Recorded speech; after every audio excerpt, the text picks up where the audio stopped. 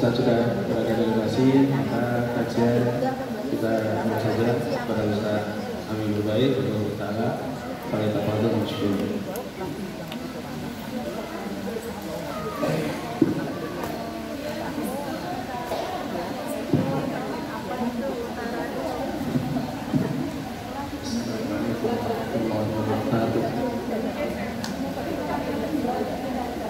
Alhamdulillahirabbil alamin wassalatu wassalamu ala asyrafil mursalin nabiyina wa maulana Muhammadin wa ala alihi wa sahbihi ajma'in. Wa asyhadu an la ilaha illallah wahdahu la syarika lah wa asyhadu anna Muhammadan abduhu wa rasuluh sallallahu alaihi wa ala alihi wa sahbihi wa man tabi'ahum bi ihsan ila yaumiddin. Alhamdulillah, kita bersyukur kepada Allah Subhanahu wa taala di kesempatan pagi hari ini kembali kita melanjutkan kajian rutin dengan membaca buku pengantar fikih jual beli dan harta haram, dan peserta yang ikut hadir dalam kajian mendapatkan hadiah buku gratis meskipun banyak yang tidak hadir. Kemarin berikan komitmen agar yang memiliki buku ikut hadir kajian sampai selesai. Jadi teman-temannya sering bisa dikasih tahu. Mohon agar komitmen itu dijaga, sebab itu bagian dari aman. Baik, yang akan kita bahas adalah permasalahan tentang rukun dan syarat jual beli. Betul begitu? Nah, kita akan membahas tentang rukun dan syarat jual beli.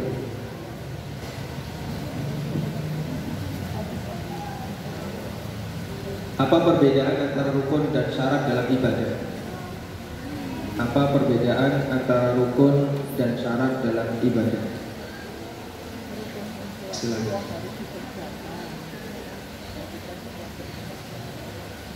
Biasanya yang ditunjuk ikhwan yang paling belakang.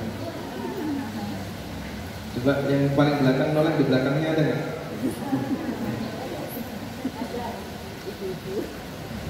Apa perbedaan antara syarat dan rukun jual beli, atau perbedaan antara syarat dan rukun ibadah? Sekarang yang paling depan ya.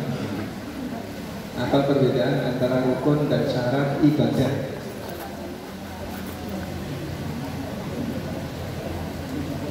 Sebelum terjadi ibadah. Kalau rukun, kalau syarat sesuatu yang harus dilakukan sebelum melaksanakan ibadah. Kalau rukun, sesuatu yang harus dilakukan ketika melakukan ibadah atau saat melakukan ibadah. Masya Allah. Namanya siapa? Baik, ini perbedaan antara syarat dan rukun ibadah.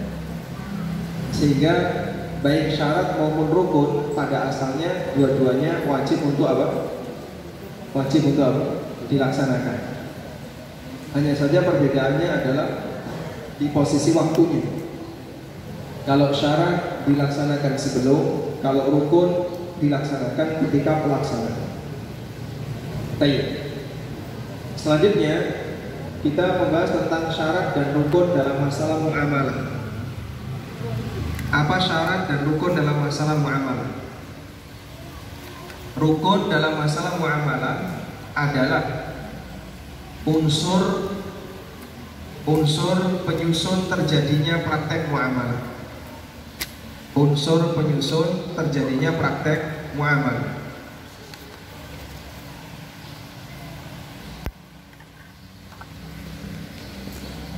Sudah? Sedangkan syarat adalah ketentuan yang harus dipenuhi agar sebuah transaksi statusnya sah secara syar'i. Sedangkan syarat adalah ketentuan yang harus dipenuhi agar transaksi berstatus sah secara syar'i. Sampai di sini pahami insyaallah? Baik. Kita kembali ke rukun. Tadi kita menyebutkan bahwa rukun adalah unsur yang menyusun terjadinya transaksi. Maka berbicara unsur, di situ ada unsur pelaku, subjek, dan ada unsur objek, serta ada interaksi antara satu subjek dengan subjek yang lain. Saya ulang, berbicara tentang unsur, maka di situ ada pelaku, yaitu subjek, ada objek transaksi, dan ada interaksi antara satu subjek dengan subjek yang lain. Berdasarkan keterangan ini, maka rukun transaksi ada 3. Rukun transaksi ada 3. Subjek, objek, sigot. Subjek, objek, sigot. Subjek berarti pelaku akad. Pelaku akad disebut subjek. Objek adalah objek akad.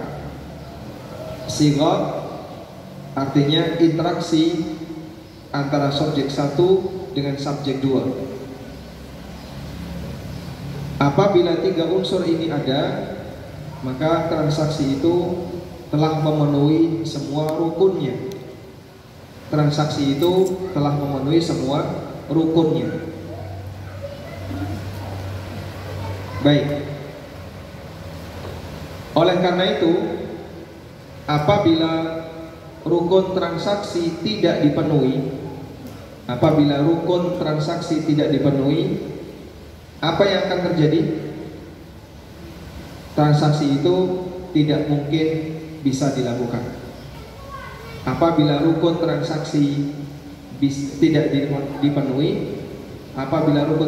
tidak dipenuhi, maka transaksi itu tidak mungkin bisa dilakukan. Ada pembeli, nggak ada penjual, terjadi transaksi nggak? Tidak. Ada pembeli, ada penjual, nggak ada barang, terjadi transaksi nggak? Tidak. Anda datang ke toko, Pak, cari panadol, kosong. Ada penjual, ada pembeli, tapi tidak ada objek yang dijual. Ketika dia bilang kosong, berarti objeknya tidak ada. Maka saat itu tidak terjadi transaksi. Anda datang ke warung bakso, lalu pesan bakso sate, lagi kosong. Maka saat Anda bilang kosong, tidak terjadi transaksi. Sehingga ketika tidak ada objek, tidak terjadi transaksi. Atau ada penjual, ada pembeli, ada barang, tapi tidak ada akad, tidak ada sigot, nggak bakalan terjadi transaksi. Barang digelar, penjualnya ada, pembelinya ada, sudah lihat-lihat, tapi diem saja, terjadi transaksi nggak? Tidak. Paham di sini? Sehingga kenapa ini disebut sebagai rukun? Karena keberadaan 3 ini yang menjadi unsur utama terjadinya transaksi. Subjek, objek, sigot. Dipahami insyaallah? Baik, bisa diulang yang nyender di tiang. Rukun transaksi ada berapa? Ada berapa? 4 atau 3? Coba diulang ya. Rukun transaksi ada 4. 1 subjek, 2 objek, 3 apa? Akad, sigot, 4. Yang keempat ini apa ini? Yang keempat jari manis. Ada 3 ya. Subjek, objek, sigot. Subjek, objek, sigot. Alhamdulillah. Sudah? Baik, sekarang coba kita lihat di sini ya. Rukun jual beli ada 3. Al-aqidah, pelaku akad, terdiri dari 2 pihak, yaitu penjual dan pembeli. Yang kedua, al-ma'qud alaih, objek yang diakadkan,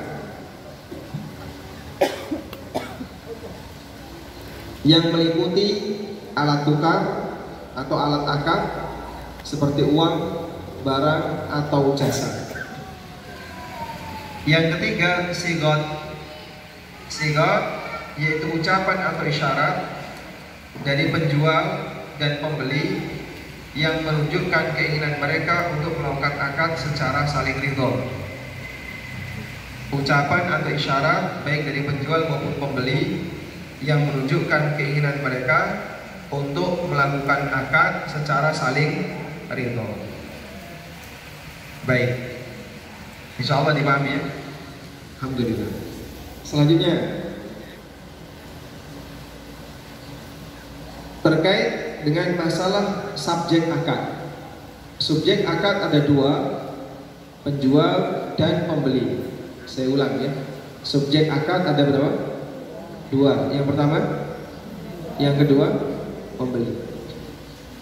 Yang menjadi pertanyaan, jika ada pihak ketiga yang ikut terlibat dalam transaksi dan dia ingin mendapatkan keuntungan, hukumnya boleh atau tidak? Boleh atau tidak?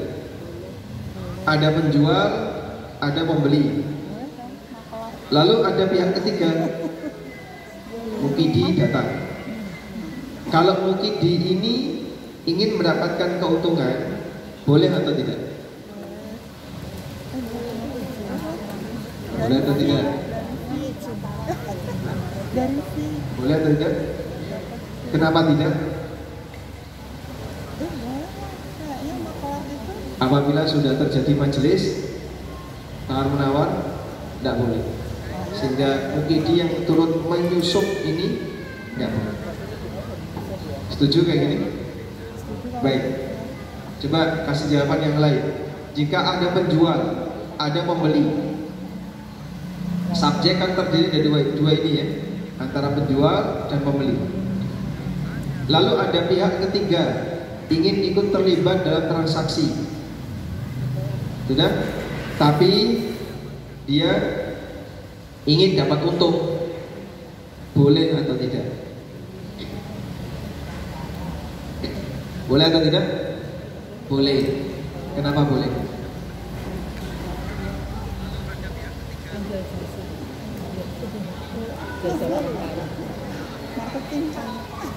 Berarti pihak ketiga ini makelar, membantu melobi. Baik. Ini boleh atau tidak dapat untung? B, boleh? Boleh, berdasarkan kesepakatan. Berarti boleh atau tidak? Baik ya? Intinya sebenarnya dalam transaksi jual beli yang terlibat hanya dua orang. Kalau nggak subjek, objek. Jika ada pihak ketiga turut terlibat dan dia ingin mendapatkan keuntungan, maka pihak yang ketiga ini harus merapat ke salah satu, merapat ke penjual atau merapat ke pembeli, sehingga ketika dia merapat ke salah satu, maka status dia jadi wakil. Sehingga misalnya ini ada penjual dan pembeli, datang orang ketiga, kalau dia hanya di tengah seperti ini, tidak boleh merapat ke salah satu, ke penjual atau ke pembeli. Ketika dia merapat ke penjual, jadi wakil penjual. Kalau dia merapat ke pembeli, jadi wakil pembeli. Terus nanti pendapatannya dari mana, Pak? Berdasarkan kesepakatan kedua belah pihak ini. Kalau dia jadi wakil penjual, berarti dia mendapatkan pendapatan dari fee penjual dan sebaliknya. Dipahami insyaallah? Baik. Atau cara yang kedua adalah dia menjadi atau menjelma menjadi salah satu. Menjelma menjadi salah satu. Sehingga pihak ketiga ini ketika terlibat, maka pihak yang ketiga ini Jika dia tidak mau merapat ke penjual atau pembeli, maka dia harus menjelma menjadi salah satu. Maksudnya gimana Pak? Menjelma jadi penjual yang kedua. Caranya dia beli dulu dari penjual kedua, terus dia terima, setelah itu dia jual ke pembeli yang asli. Maka dari situ dia berdapat keuntungan. Paham insyaallah di sini? Baik. Sehingga berkaitan dengan bolehkah ada pihak ketiga dalam transaksi? Jawabannya boleh, dengan syarat pihak ketiga itu harus merapat ke salah satu, atau yang kedua pihak ketiga ini menjadi orang yang menjelma pada salah satu. Kalau yang merapat ke salah satu berarti dia jadi wakil, dan nanti dia bisa mendapatkan fee, ujroh. Kalau dia menjelma jadi salah satu, maka dia jadi trader. Dia jadi trader. Dia gulaan dari A, lalu nanti dia jual, setelah dia terima dia jual ke B. Seperti ini diperbolehkan. Walhamdulillah. Jelas teman? Jelas ya? Baik. Contoh yang seperti ini gimana Pak? Ada developer penjual, ada konsumen pembeli, lalu Bank Toyib datang. Bank datang ingin ikut terlibat dalam transaksi itu. Kira-kira menurut Anda peta yang tepat untuk bank itu seperti apa? Agar bank juga turut bisa mendapatkan keuntungan. Peta bagi bank jadinya gimana Pak? Beli terlebih dahulu, lalu dia jual lagi ke nasabah, sehingga dengan itu dia bisa mendapatkan rumah dengan cara yang mubah, kemudian dijual ke nasabah. Paham soal itu? Baik. Dari sinilah kemudian jika bank menetapkan margin boleh atau tidak? Jika bank menetapkan keuntungan boleh atau tidak? Kenapa? Ya? Karena dia sudah beli. Beda dengan yang tadi. Kalau yang tadi dia nggak beli, dia hanya mau wakili salah satu, kalau nggak penjual pembeli.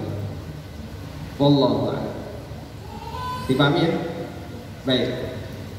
Karena itu dari dua kasus tadi, perbankan dan makelar, ini adalah transaksi yang melibatkan pihak ketiga, di mana posisi pihak ketiga itu bukan penjual, bukan pembeli, tapi dia turut mendapatkan keuntungan dari transaksi antara penjual dan pembeli. Dan dalam Islam diperbolehkan dengan syarat seperti yang tadi kita sebutkan. Yang pertama apa tadi? Yang pertama merapat ke salah satu. Artinya apa? Menjadi wakil ke salah satu. Nanti dia dapat upah. Yang kedua menjelma menjadi salah satu. Menjelma jadi penjual atau menjelma jadi pembeli, terus dia jual lagi, silahkan. Wallahu a'lam. Baik, dipahami insyaallah. Nah. Dan kalau dalam kondisi seperti ini, maka pihak ketiga ibaratnya dia mempercepat transaksi. Mempercepat transaksi itu dilakukan karena posisi dia adalah sebagai makelar, dan makelar mendapat fee jika berhasil closing. Wallahu a'lam. Baik, selanjutnya kita beralih ke macam-macam sigot. Apa itu sigot?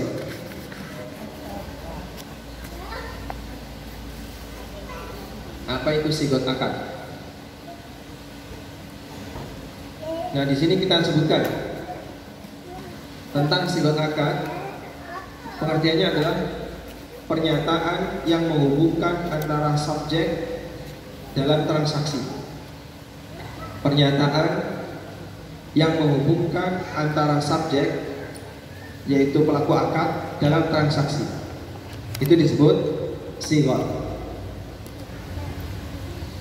Gimana? Oh, Masya Allah. Coba diulang. Sigot adalah Sigot adalah ya.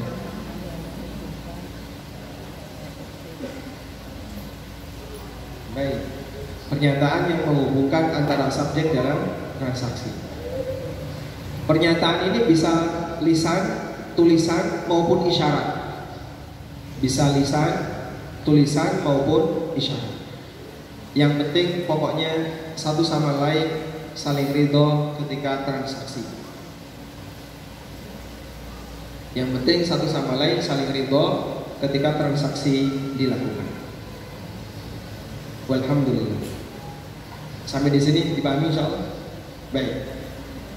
Sekarang bahasa lain dari sigot berarti apa Pak? Proses akad itulah sigot.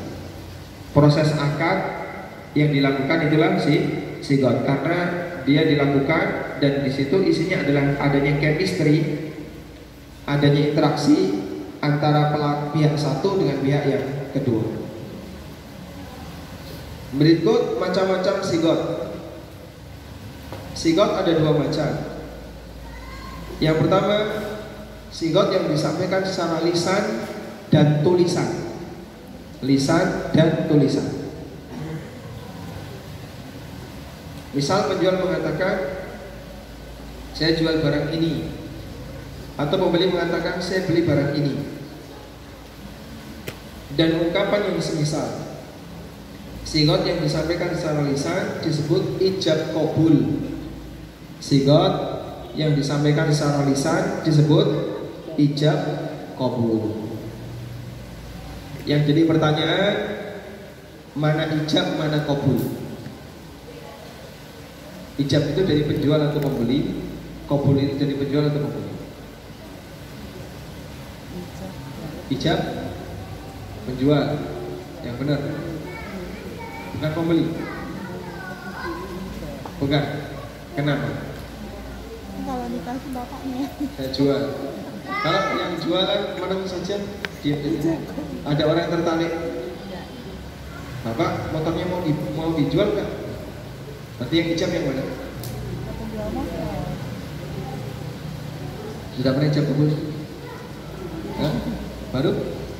Masya Allah. Lelaki soleh ijab kabul baru sekali ya. Itu kan outlet 1, outlet 2, outlet 3. Antum berkali-kali ijab kabul kok. Jual beli itu ijab kabul enggak? Hah? Ada ijab kabul ya. Sehingga kalau ditanya orang sudah ijab kabul berapa kali Mas? Sering Pak. Itu menakutkan ya. Berarti bolak-balik pisah Pak? Oh bukan.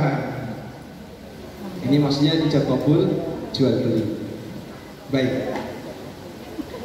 Selanjutnya, mana ijab mana kabul? Ulama berbeda pendapat dalam memberikan batasannya. Pendapat yang pertama, yang lebih dulu disebut ijab, sementara yang kedua disebut kabul. Baik itu datang dari penjual maupun datang dari pembeli. Ini merupakan pendapat Hanafiyah.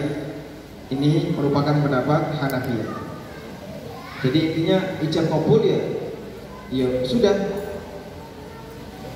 Artinya tidak harus ada apa? Tidak harus ada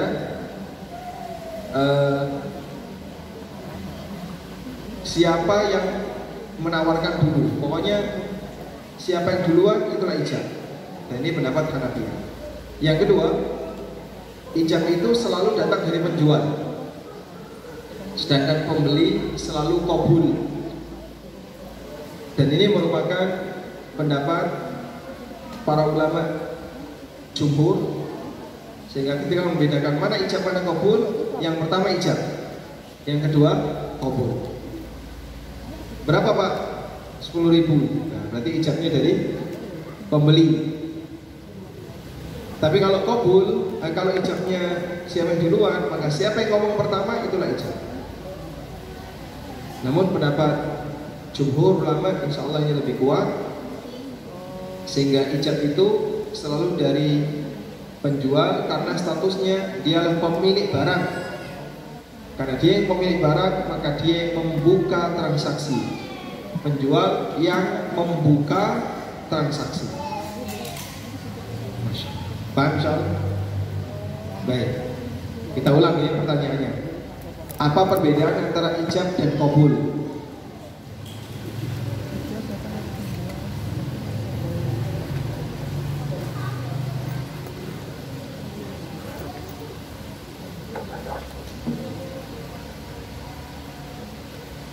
Ijab itu yang menyampaikan pertama, qabul itu yang menerima. Betul? Betul seperti itu? Betul ya?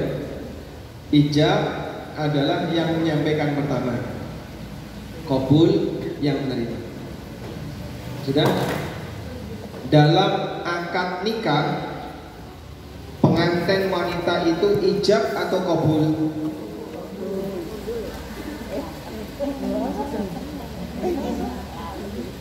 Ijab.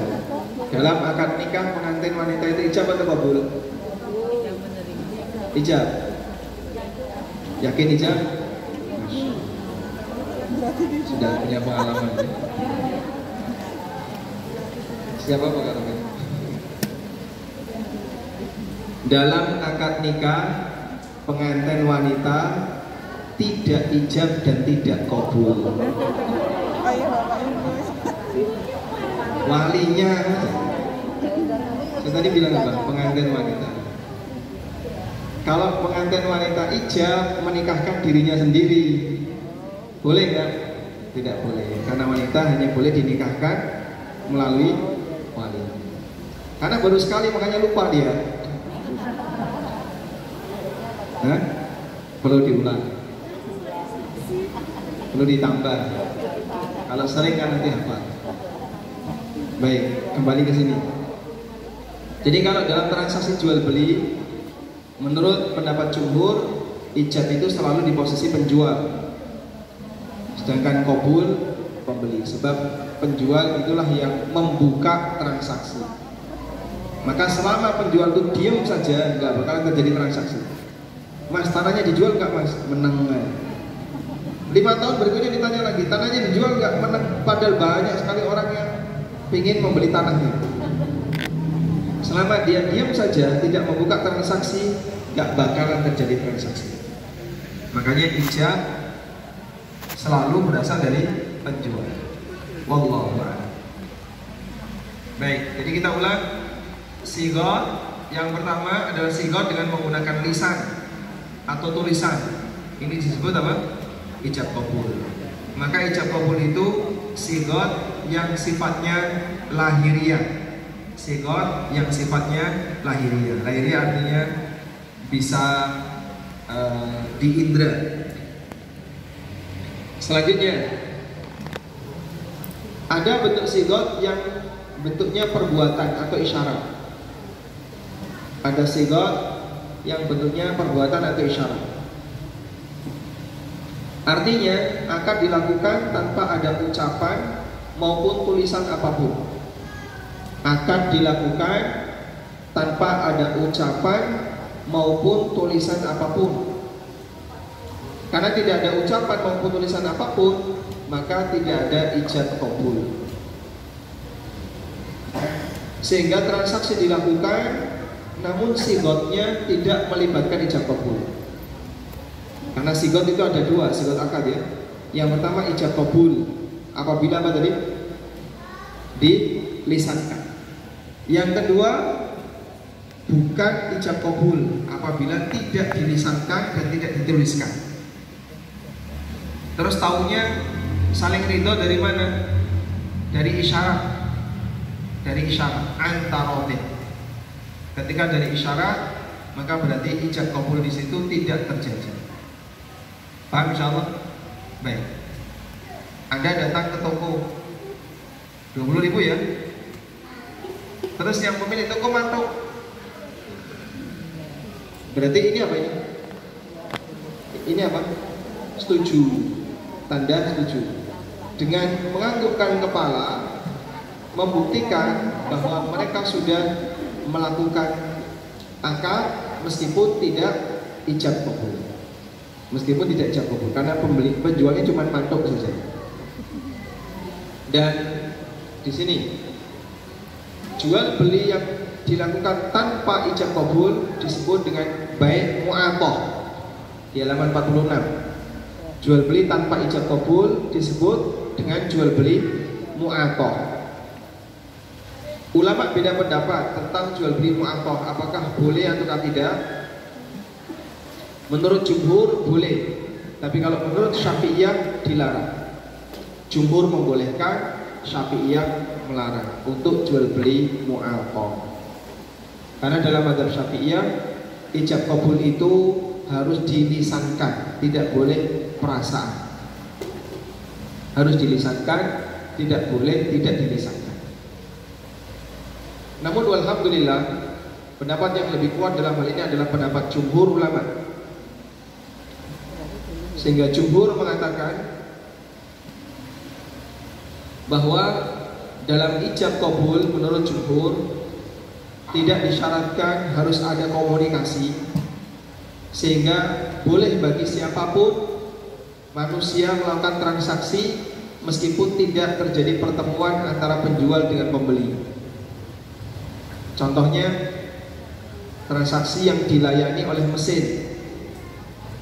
Ada vending mesin, Anda beli minuman, masukkan uang 10.000, pilih minuman apa yang diinginkan. Dan Anda pilih A. Saat Anda pilih A, apakah ada komunikasi antara Anda dengan mesin? Tidak. Maka dalam hal ini tidak terjadi ijab kabul. Sah atau tidak transaksi ini? Menurut Syafi'iyah nggak sah. Tapi kalau menurut jumhur sah. Sehingga minuman dalam kemasan tadi boleh untuk boleh untuk dibeli meskipun tidak ada ijab kabul. Wallahu a'lam. Nah, di sini ada banyak sekali beberapa contoh transaksi tanpa ijab kabul, tanpa akad. Seperti jual beli di swalayan, ngambil barang, dimasukkan ke keranjang, lalu sampai di kasir, semuanya di barcode. Kasirnya diem aja, pakai masker. Nah, selesai di barcode, ketemu harga tuh, Anda bayar tanpa nawar. Ketemu harga, langsung Anda bayar tanpa nawar. Maka dalam transaksi ini sebenarnya tidak ada ijab kabul, karena hal ini konsumen tidak ditanyakan tentang akad oleh penjual. Kamu beli ini sekian, oke, catat. Kamu beli ini sekian, tidak. Tapi yang terjadi adalah biasanya konsumen ngambil lalu di barcode sehingga tidak ada akad. Dan itu diperbolehkan karena sebenarnya di situ ada akad, namun bentuknya isyarat. Berarti sigotnya bukan ijab kabul. Sigotnya bukan ijab kabul. Paham atau tidak sampai sini? Alhamdulillah. Baik. Dan alhamdulillah pendapat jumhur itu yang lebih kuat. Makanya di Indonesia tidak ada marketplace bermadzhab Syafi'iyah. Karena yang punya non-muslim. Terus marketplace itu mengikuti madzhab siapa Pak? Kan tidak dilayani oleh penjual. Andaikan kita tidak melakukan chat pribadi. Yang seperti ini dilayani oleh platform, oleh mesin. Dan yang namanya platform atau mesin tidak punya niat. Karena tidak punya niat, perbuatannya tidak dipedulikan. Oleh karena itu yang seperti ini, jika transaksi dengan kita untuk memiliki barang di situ, maka transaksi semacam ini tidak bisa dilakukan kecuali jika posisi kita sebagai makelar, baru ketika itu halal untuk menerima upahnya. Wallahu a'lam. Walhamdulillahirabbil alamin. Baik, kemudian satu lagi ya. Sigot itu harus saling ridho. Sigot itu harus saling ridho. Antarodin itu adalah ketentuan untuk sigot akad, saling ridho.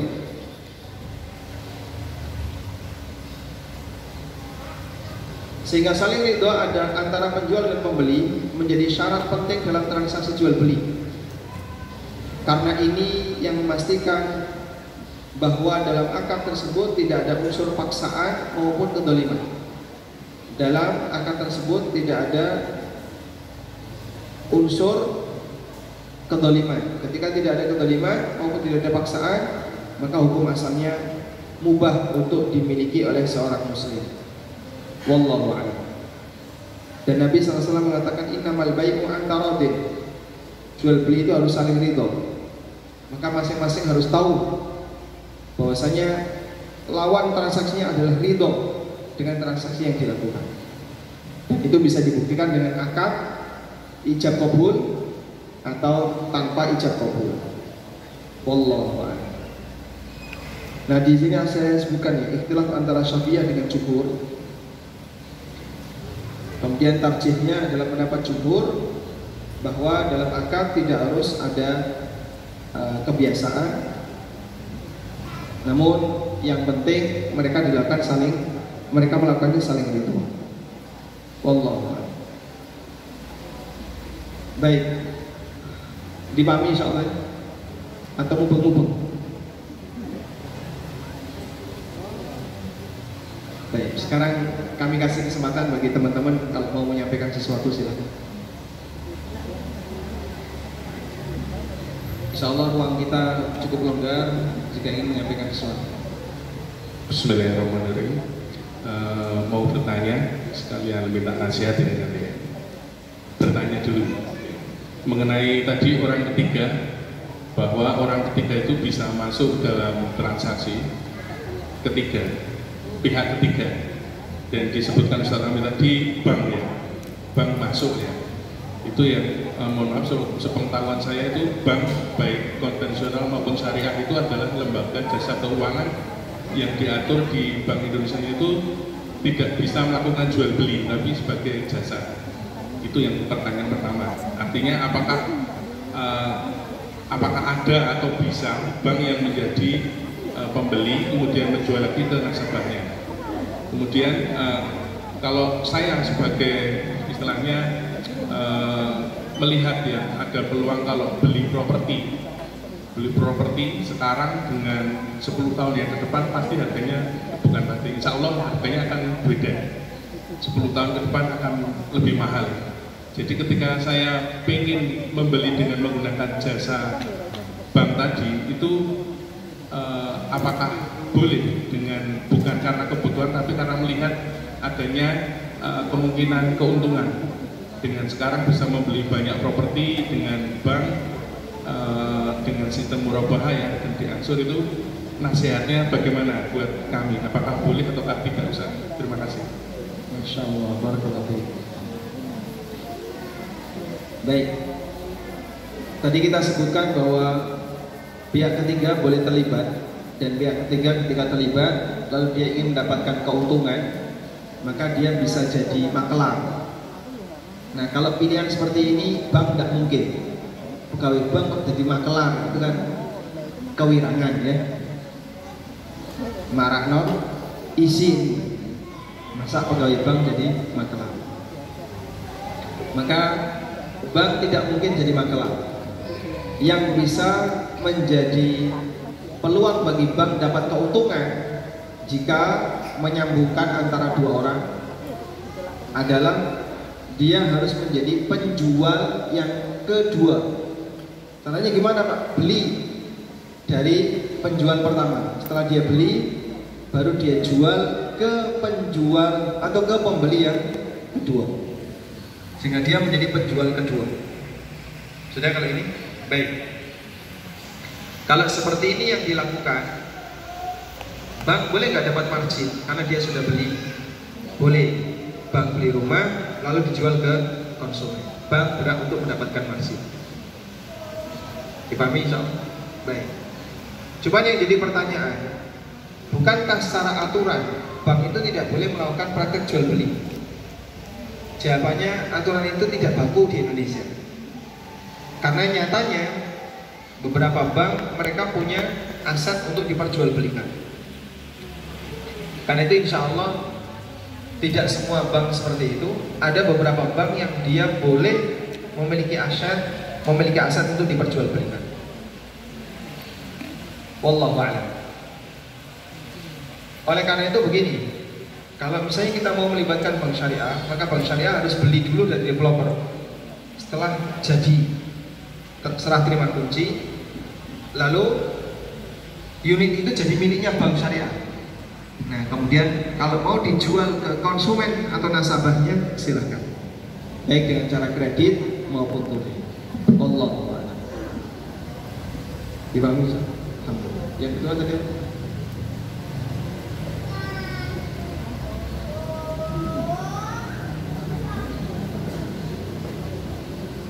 karena ada yang murah, lebih mahal ya. Siapa yang jamin kalau tanah besok lebih mahal?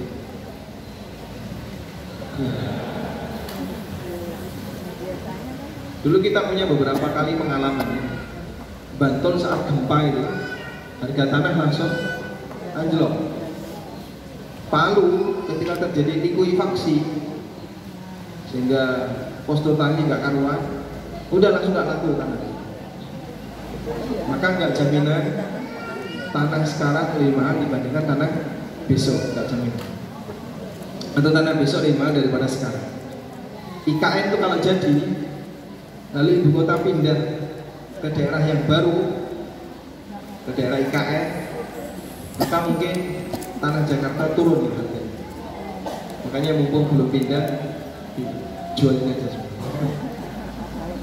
Wallahu a'lam. Cuman kalau alasan seperti ini lalu digunakan untuk utang ribawi ke bank, ini nggak masuk akal. Sebab alasan seperti ini tidak boleh dijadikan sebagai pertimbangan untuk melakukan praktek transaksi riba dengan bank. Wallahu a'lam.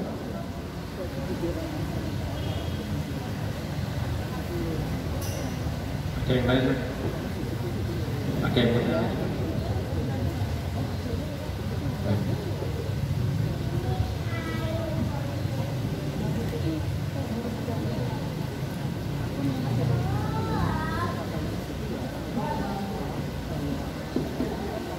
Baik, bismillah. Assalamualaikum warahmatullahi wabarakatuh.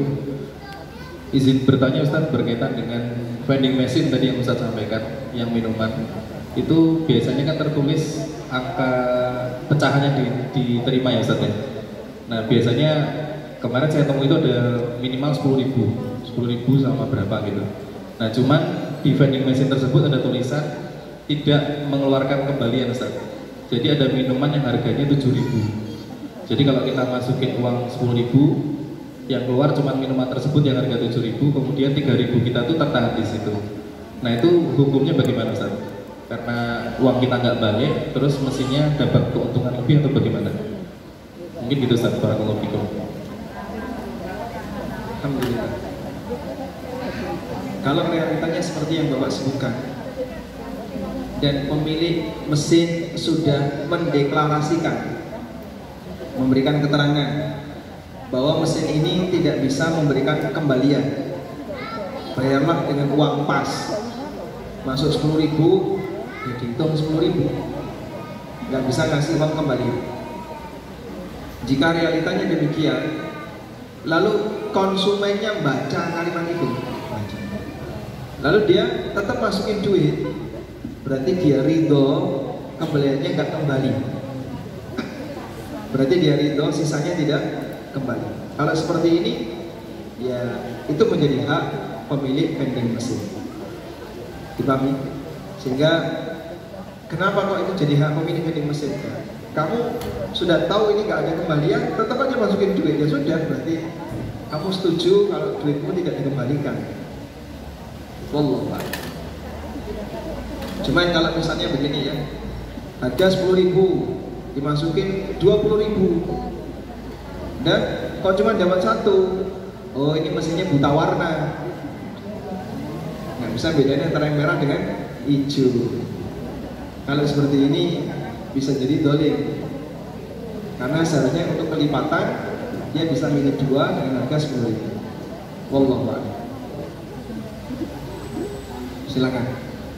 Boleh langsung aja atau dari apa Ustaz mau bertanya, kebetulan saya marketing properti makelar. Dalam hukum Islam itu fee itu ukurannya berapa? Setahu saya 2,5% dari harga jual. Tapi kadang penjual lepas ngasih fee terserah, nyari untung sendiri. Kita sebagai marketing suruh nyari sendiri untungnya. Kira-kira kalau hitungan menurut Islam sesuai sunnah, apakah ada hitungannya? baik. Masalah teknis ya, termasuk nilai besaran tertentu. Karena ini tidak ada panduan khusus yang kami ketahui, maka dikembalikan ke urf yang berlaku di masyarakat, dikembalikan ke budaya yang berlaku di masyarakat. Sehingga kalau kejadiannya itu belum ditetapkan nilainya, maka dikembalikan kepada urf yang berlaku di masyarakat. Oleh karena itu dalam kasus tadi gimana kan? Yang bagian terakhir ini properti dia mendapatkan fee berapa? 2,5%. Enggak, yang satunya Dari harga jual. yang satunya tadi apa? Sukarela. Iya, atau menaikkan sendiri. Oh, berarti dia nggak dapat fee. Dapat fee-nya dari terserah kamu nyari sendiri. Dari margin. Dari margin Ya. harus ambil. Baik, berarti kita perlu memahami begini. Makelar itu ada dua. Satu, makelar yang harga objeknya sudah ditetapkan oleh penjual, pemilik barang.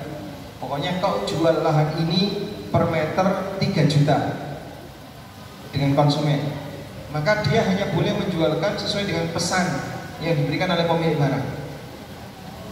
Tapi kalau ada orang yang dia menyediakan kesempatan bagi makelar untuk menaikkan barang, ini jenis yang kedua ya.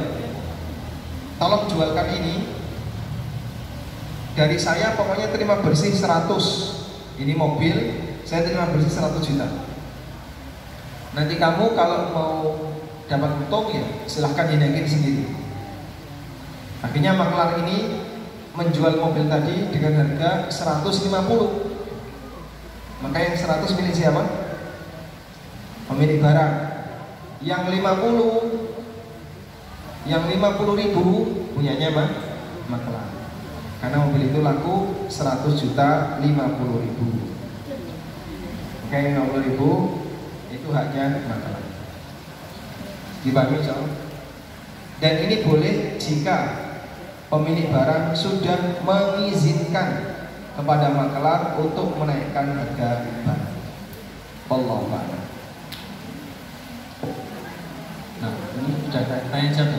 Atau ada lagi?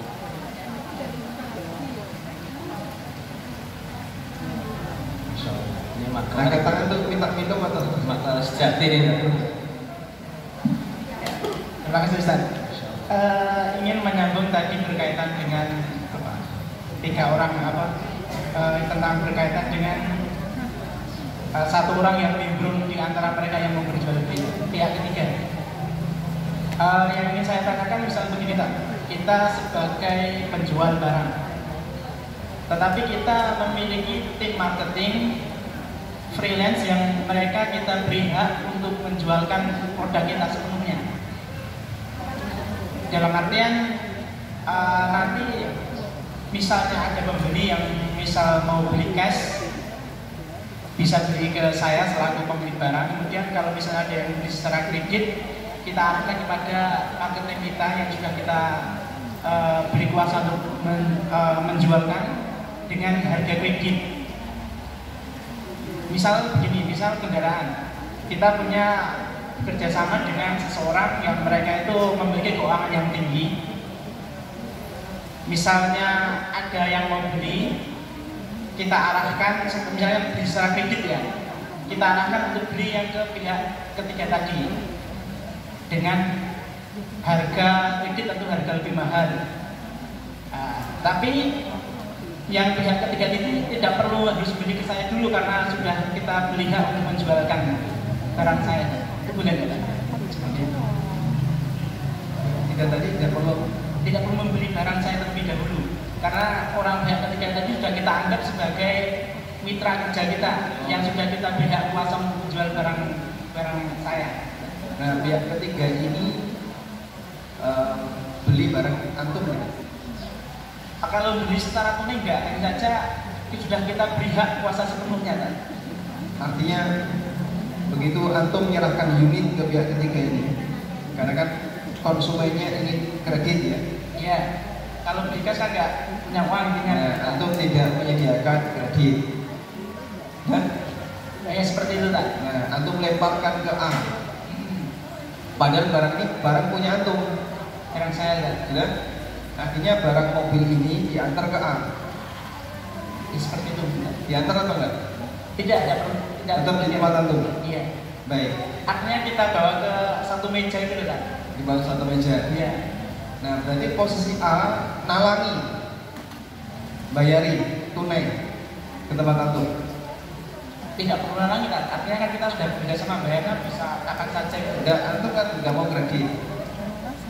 Si pihak B nggak mau kalau beli bayar cash kan tidak punya uang. Artinya saya pihak A sebagai penjual kalau nggak punya uang beli ke mitra saya aja. Dia juga jualkan barang saya. Sudah kita berikan kuasa untuk menjualkan barang saya. Siap.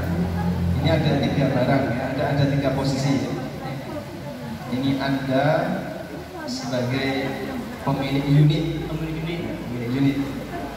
Ini A mitra. Dan ini Bejo datang ke tempat Anda. Tertarik dengan mobil yang Anda punya. Betul begini? Tapi Bejo kurang beruntung sehingga dia tidak punya uang tunai. Saya maunya kredit. Akhirnya Anda arahkan, kalau kredit kami nggak melayani, silahkan datang ke A. Sudah? Kalau A melayani kredit, tapi kan unitnya ada di sini, mobilnya ada di sini. Secara penguasaan ya, secara penguasaan artinya unit bisa. Unit kan miliknya ini kan. Secara kepemilikan dia kan, tapi kan secara hak kuasa antara saya dan A tadi yang punya uang duit itu dia juga berhak menjual kan? Iya, nah itu loh, unitnya ada di sini kan? Iya. Sudah? Oke, akhirnya 3 orang ini transaksi. Mereka bertiga? Bejo, calon pembeli, kemudian pemilik mobil, sama mitra. Mereka duduk di satu meja, gitu. Bukan 3 orang kan? Jadi saya itu sudah masakan. Intinya ente setor saya sekian, setelah itu ada orang mau berhenti, ente jual semau ente gitu kan.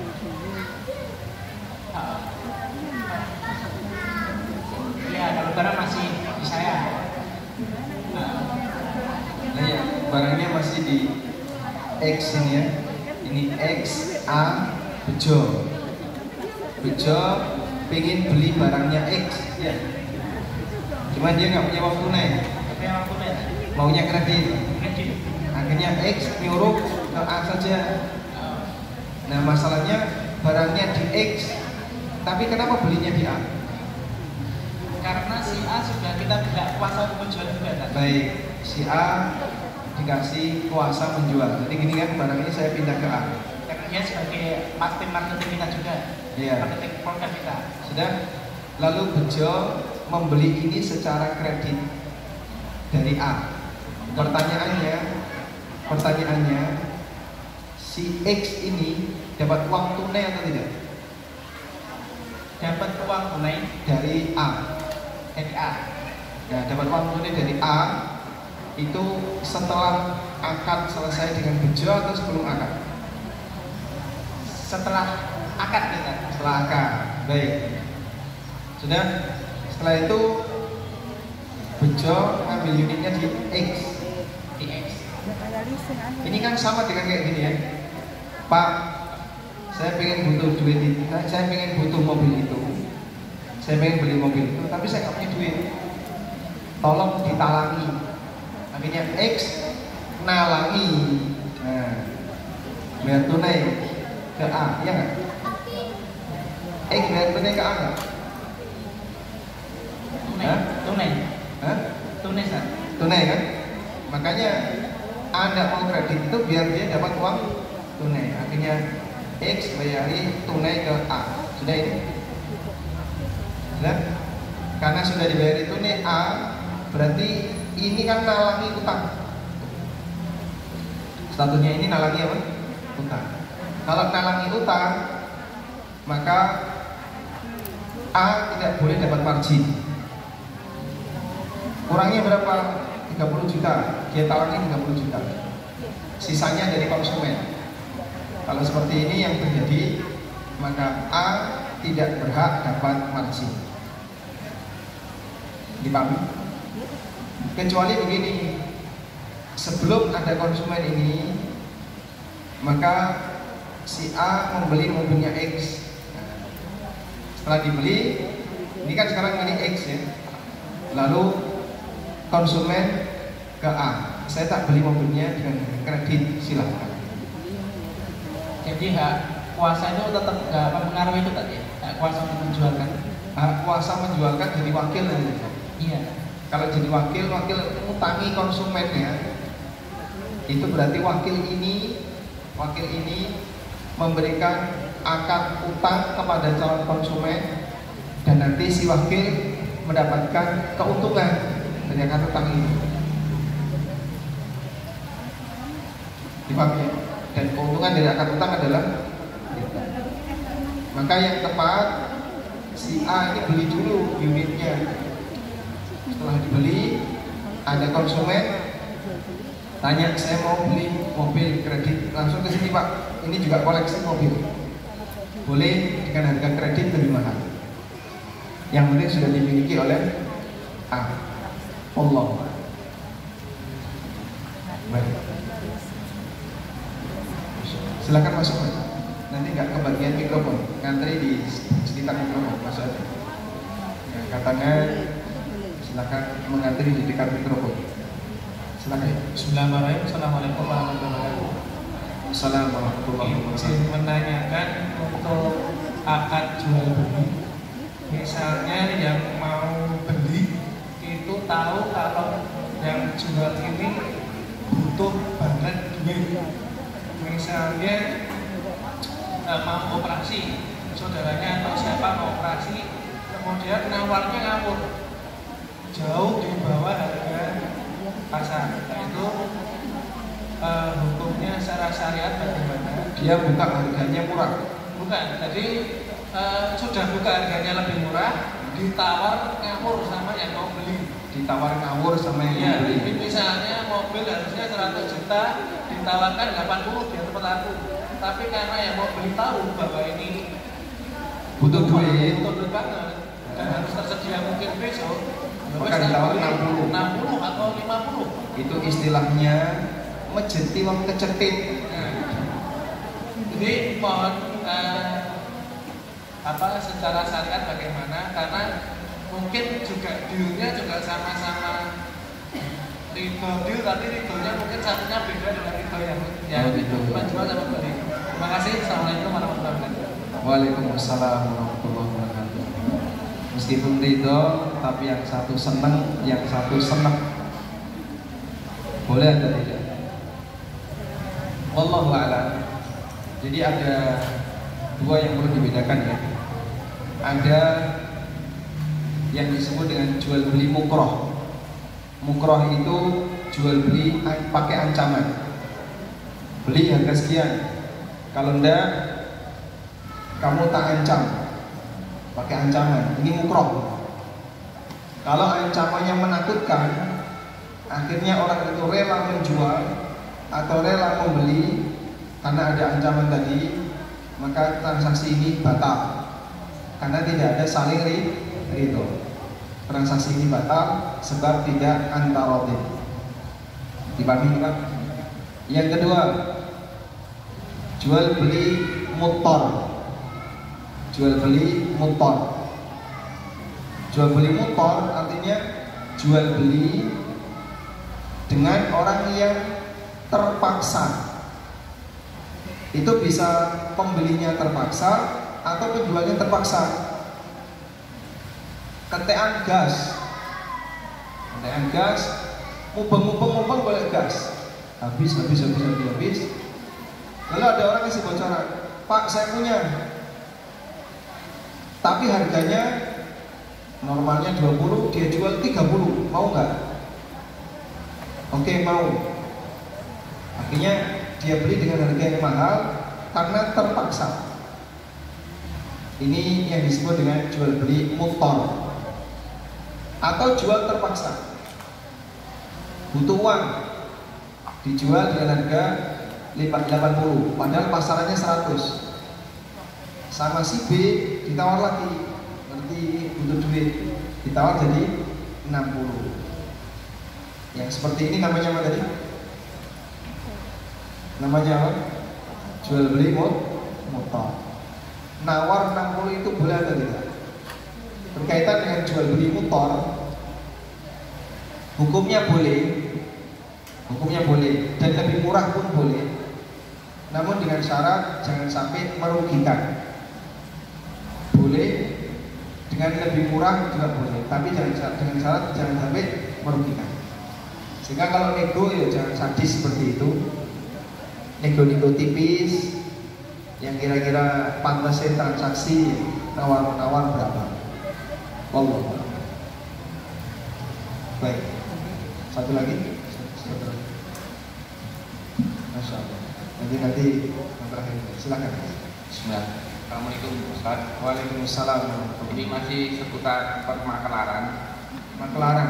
Ya, jadi seandainya kita sebagai makelar, penjual dan pembeli sudah ada DP, tapi ternyata gagal. Jadi sebagai makelar itu kita berhak dengan DP itu apa? Enggak ya, soalnya kalau tanpa kita penjual tidak dapat uang dari DP itu gimana kita menyikapnya sebagai makelar? Apakah nagih apa tetap nagih apa gimana ya? Masya Allah.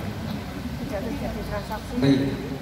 Apabila ada atau sebagai makelar ya, terus sudah deal DP, apakah makelar ini berhak untuk mendapatkan fee atau tidak? Ini kembali kepada kesepakatan. Kemarin kesepakatannya gimana? Yang penting pokoknya closing dapat fee. Kalau pas nanti lanjut atau tidak. Kalau seperti itu kesepakatannya berhak dapat fee, meskipun sudah bayar DP terus mundur. Yang kedua, apabila disyaratkan haknya makelar 2,5% akan diberikan jika konsumen selama setahun tidak mundur. Nah itu boleh. Sehingga nanti ketika konsumen selama setahun tidak mundur, maka tadi dikembalikan ke konsumen. Tidak masalah. Wallahu a'lam. Silakan. Nggak jadi? Oh jadi. Ini pertanyaan Ustaz, untuk pihak ketiga, mengenai pihak ketiga, perbedaan praktik dari makelar dengan praktik talaqi ruban itu apa yang bisa? Perbedaan makelar dengan talaqi ruban. Oh, dengan talaqi ruban. Apa perbedaan antara makelar dengan talaqi ruban? Kalau makelar dia hanya penghubung masalah harga, tetap yang menentukan pemilik barang. Sehingga pemilik barang dia punya hak, pokoknya jual dengan harga sekian, atau saya terima store bersih sekian, kamu silahkan nyari margin sendiri. Itu haknya penjual pemilik barang dalam praktek makelaran. Tapi kalau talaqi ruban itu nyegat pemborong atau nyegat orang yang bawa barang sebelum dia masuk pasar, dicegat, dibeli semuanya sebelum dia masuk pasar. Seperti ini nggak boleh, karena bisa jadi pengusaha ini nggak tahu harga pasar, akhirnya dia jual dengan harga yang lebih murah oleh tengkulak ini, lalu setelah dibeli oleh tengkulak dibawa ke pasar. Seperti ini tidak diperbolehkan, dan itu yang dimaksud talaqi ruban, jemput rombongan dagang yang mau masuk pasar, karena dia nggak ngerti harga, diborong sebelum masuk pasar. Oleh karena itu talaqi ruban jadi boleh jika orangnya sudah masuk pasar, terus mau pulang, barangnya masih banyak, dibeli silahkan. Karena dia sudah tahu harga pasar. Wallah. Ini yang terakhir, satu lagi. Masya Allah. Yang belakang. Ini makelar juga. Makelar. Di sini banyak RCTI ya. Rombongan calon tanah Indonesia. Silakan Mas. Singkat saja mau tanya,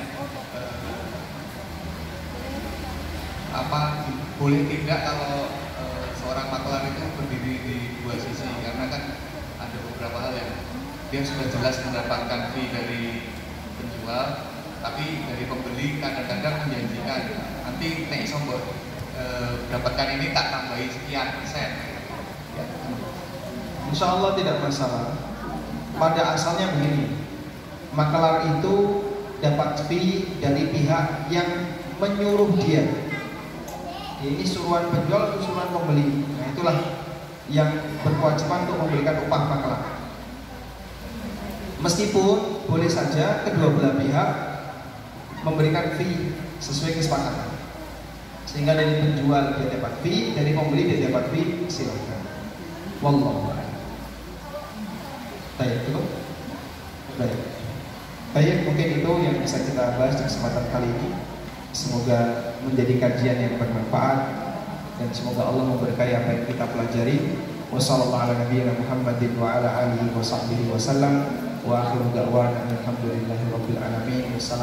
warahmatullahi wabarakatuh. Alhamdulillah, saya kaji kita bersama Ustaz Ahmad Utara.